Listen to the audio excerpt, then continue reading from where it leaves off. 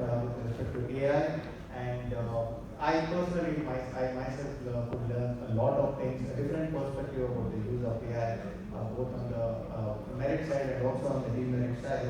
I'm sure this kind of events will really help us, especially the government departments and the representative of governments in making the right decisions.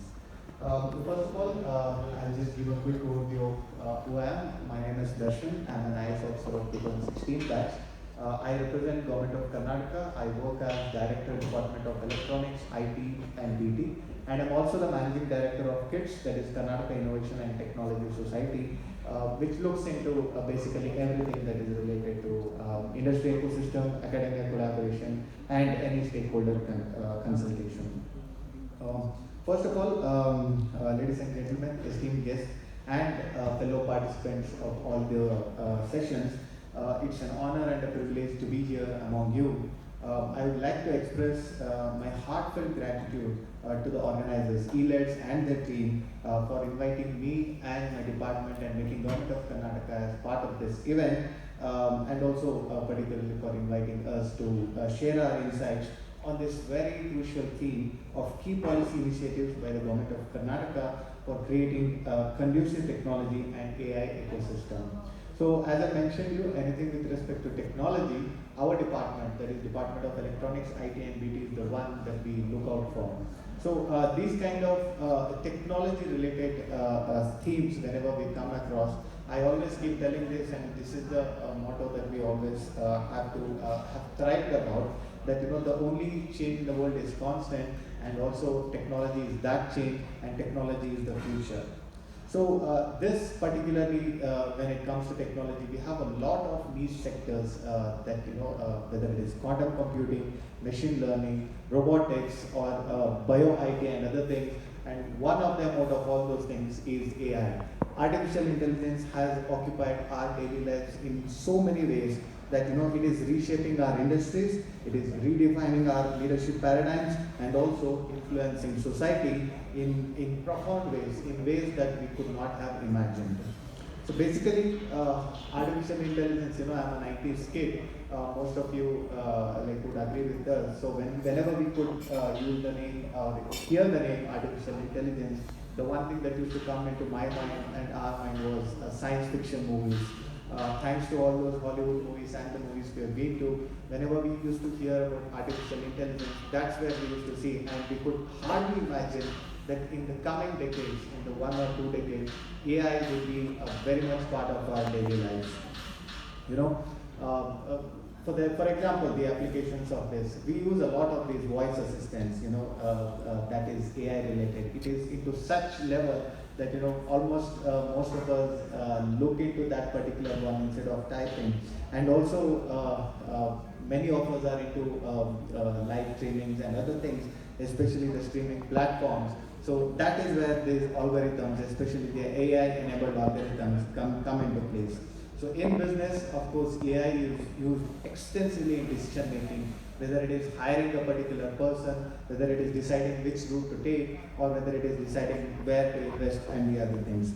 In healthcare, of course, AI has played a very crucial role. So with respect to AI, so we have seen robotics used extensively in that. So a person or a surgeon who is in another city has performed minor surgeries in another city thanks to robotics and of course the influence of artificial intelligence. So one number that always boggles my mind, which is a mind-boggling number, is $2 trillion. Whenever we hear this, so ladies and gentlemen, I would like to tell you, so this is the market size of AI in the future. That is by 2032, $2 trillion is the market size of this particular area. You can just imagine the size that artificial intelligence is taking, and this will lead to 15% of India's current gross value by 2035. So India being a population with close to 1.4 billion, so that is where the lives of our Indians or the lives of the world are determined with respect to it. So coming back to the government, now talking about our government policies, talking about how government uses AI in decision making, I'd like to say that our leaders have leveraged AI to make data-driven decisions in the present-day scenarios, automate our routine tasks, which the government actually does that with the help of e-governance, e-files, and other things, and also gain valuable insights to drive innovation in each and every aspect of government service delivery. Sakala, the flagship program of Government of Karnataka, which has been a success over the years, close to 12 to 15 years now, has also looked into AI as one of the parts. Now, how does AI actually help us in making decisions? It gives us the data, it analyzes very quickly in a given point of time. We don't have to wait for weeks for someone, some manpower or some agency or some consultant to analyze it for us. So that is the power of artificial intelligence. So any kind of data analysis in a fraction of time at our fingerprints should make sure that with our emotional quotient and also IQ and EQ and other things, so government departments and the officers are able to make the right decisions. So in terms of revolutionizing, of course, industry has been the major benefactor of AI. My apologies. So with respect to this, industry has been the major benefactor of AI. It has started right from the production unit till the marketing one. So that is the power of AI that we are looking at as of now, and this will continue to be, especially the blockchain, e-commerce and other things. They have been the biggest benefactor of AI. They are able to identify each and every aspect of their customer relationship. Who is the customer? What are they buying? Why are they particularly buying it? How do we target the customer? How do you target using the advertisement? How do you actually approach it? And through them, how are our products or services sold? And what kind of products and services are sold? Today in the data economics is what we call it as. The data is the future, data is the power, and whoever controls the data is going to be a supreme one in the market. So using artificial intelligence, these data can be analyzed and can be used for their own good. So AI technologies like ChatGPT and GPT-4 have really broken down the communication barriers that exist between us. So AI-driven translation tools has made us closer. There is no cultural barrier anymore. We can go to any part of the world now, and with respect to the AI, we can actually converse in their own language. So language is not a barrier now, culture is not a barrier now. So this is one step closer to borderless ecosystem, borderless world that many of the idealists have always dreamed of. So coming back to the targeted intervention that the government has already taken, food security is one thing that we have always looked into. Who are the people that needs food security? Who are the people that we need to target? Who are those vulnerable people? Are they present in the forest? Are they in our urban areas? Are they in our rural areas?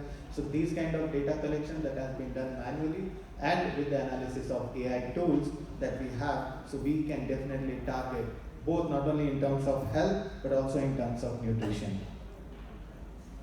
This in turn, in the long run, have helped us in reducing poverty to an extent that was not imaginable to such an extent, over a period of past 2 decades. So one more example that we always look into it. Many of these areas that we have come across with. So how does the economy of the environment is looked into? So if we want to widen a particular road, so which road has to be done? If we have an option of 3 particular roads, how are those roads selected? How many families are going to be displaced? So what is the economic cost of it? What is the biological cost of it? So these kind of data that whenever we get, AI is where that we should use it. And also the prediction in the modern days, me being the representative of Department of IT and BT, investment has been one of the major arts of us and also of our private industries. So whenever a private industry or a VC or an angel investor has to invest anything, so they do make use of AI. Which is the sector they have to look at? Which is the sub-sector they have to look at? If they have 4 startups, who are the startups that are better or better placed? Which are those marketplaces that they can look into? Which are those products that really have high percentage of success in this modern era? So of course, digital economy, investments and other jobs are the other benefactors of this. AI-driven one. So especially of the GCCs, the present-day Global Capability Centers, which was in the late 1990s just a service provider for their headquarters somewhere abroad, and now they have transitioned to the value addition and then to the present day research and development and innovation. So without these GCCs, without the use of AI in those GCCs, innovation would take a hit as of now. So coming back to Bengaluru, our capital city, it has emerged among the 5 top cities in the world for artificial intelligence. So Bengaluru also has the world's second largest AI talent pool. That is one of the reasons why the government of Karnataka or Karnataka as a whole is able to attract so many GCCs, so many industry players and other stakeholders in this particular city and around. We are also first with respect to the numbers in India, and the number 2 is very much far ahead. So that is the kind of domination Bengaluru has always had. So we have close to 1,000+ startups who are particularly dealing with AI out of the different sectors, probably around 40-45 different sectors, the usage of AI, right from the ITES, biotechnology, data center, animation, visual effects, gaming, comics, and even any agriculture and other things that touches the lives of our people and the citizens. With the advent of the 4th Industrial Revolution, which concentrates heavily, AI has been made a part of it. So the 4th Industrial Revolution coupled with AI is something that the world is looking after. Many countries like Saudi Arabia, UAE, Singapore, Taiwan, Poland, US, and of course India has already teamed up with World Economic Forum to look into C4IR, that is the 4th Industrial Revolution, and how these particular things can actually help us. And finally, I would like to mention some of the things about the steps that we have taken. So COE IoT is one such thing. So Center of Excellence in Internet of Things that we are running with Center of Excellence with respect to Internet of Things that we are being run with the help of NASCOM. So anything that today is, whether it is the room, you can just control the lighting here, you can control the temperature, you can control anything with just access to Wi-Fi. And with the advent of too much of artificial intelligence and the revolution that is coming up around that, so ethical things is one dilemma that the companies and also the government, apart from the individuals, always face. So we have framed CIET along with World Economic Forum, that is a center of excellence that deals with Center of Internet of Ethical Things. So apart from that, we have also come across, the Government of Karnataka have also dealt with Karnataka Innovation Authority, where we have a regulatory sandbox.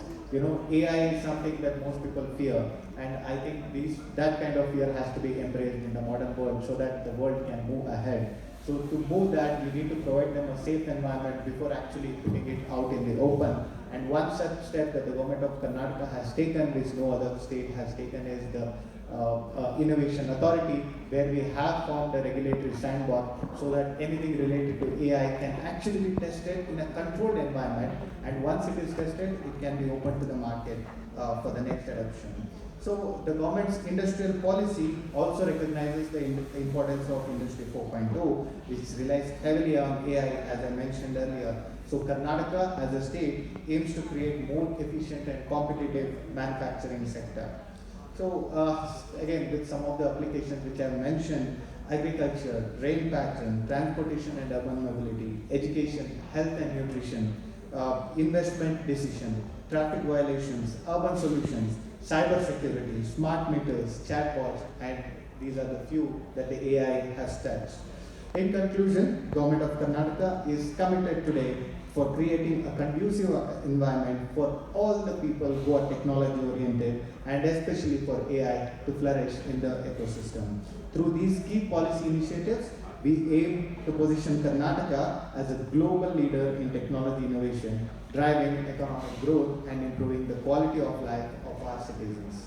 And ladies and gentlemen, again, I would like to tell you that with the advent of AI in our lives, so we have to be open to all such parameters that can come into it, and along with it, the demerits, of course. So thank you for inviting me here today. Thank you for making me a part of this lovely event. And I really want to congratulate all the ELEX team members along with their staff for making this event a wonderful success. I enjoyed being a part of this. Thank you very much. Jai Hind, Jai Kannada.